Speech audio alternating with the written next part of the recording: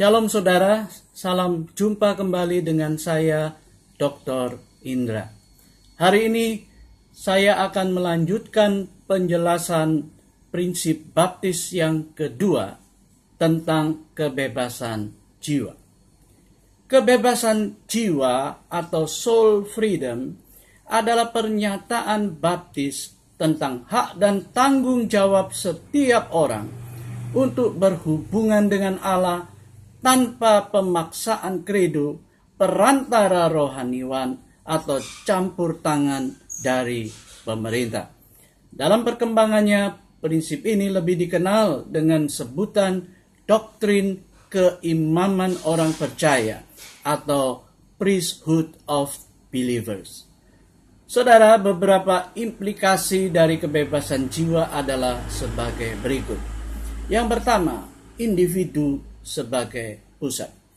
Kebebasan jiwa bagi kaum baptis berarti menghargai kemurnian dari suatu pilihan pribadi seseorang. Brackney menjelaskan bahwa setiap individu diberi kemampuan oleh Allah untuk mengambil keputusan-keputusan moral, spiritual, dan religius bagi dirinya sendiri. Tekanan baptis kepada individu adalah didasarkan ajaran Alkitab bahwa setiap orang diciptakan menurut gambar dan rupa Allah.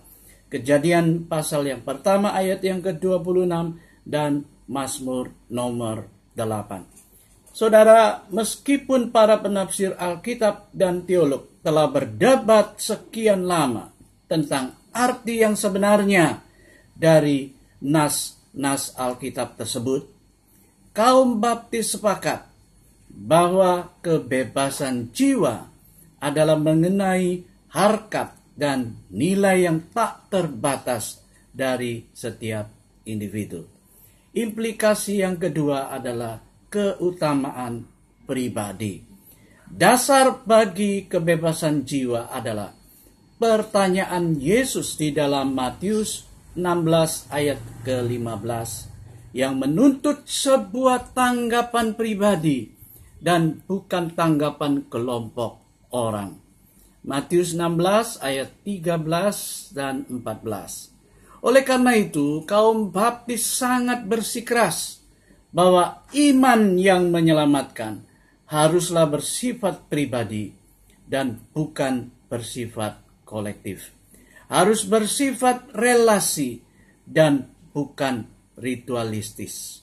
Harus bersifat langsung dan bukan tidak langsung. Oleh karena itu pula, persekutuan dengan Allah harus tercipta lewat suatu hubungan pribadi dan bukan melalui kredo atau upacara. Implikasi yang ketiga adalah pertobatan karena percaya. Atas pertanyaan Yesus di dalam Matius 16 ayat 15, Simon Petrus menjawab dengan suatu pengakuan. Engkau adalah Mesias, anak Allah yang hidup. Matius 16 ayat 16. Pengakuan Petrus yang lahir dari kepercayaan itu adalah suatu kebebasan jiwa bagi kaum baptis. Maka kebebasan jiwa bagi kaum baptis berarti hak untuk memilih bagi diri sendiri, termasuk hal percaya atau tidak percaya bagi keselamatan jiwa. Kepercayaan itu tidak harus melalui hanya satu macam pertobatan saja. Ada berbagai macam dan bentuk pertobatan yang diakui oleh kaum baptis yang dapat memimpin orang kepada iman yang menyelamatkan. Implikasi berikutnya adalah baptisan orang percaya. Prinsip kebebasan jiwa akhirnya memimpin kaum baptis kepada pengakuan bahwa baptisan hanyalah untuk orang yang sudah percaya. Meskipun benar bahwa hingga hari ini semua gereja baptis melaksanakan baptisan secara selam, pada mulanya perhatian mereka sebenarnya tertuju kepada subjek atau siapa yang akan dibaptiskan, dan bukan tentang bagaimana atau caranya. Bukti dari kebenaran di atas adalah apa yang telah dipraktekkan oleh John Smith dan Thomas Helwys di tahun 1600-an, yang dianggap sebagai perintis denominasi baptis. Saudara, Smith seorang uskup dan Helwys seorang awam.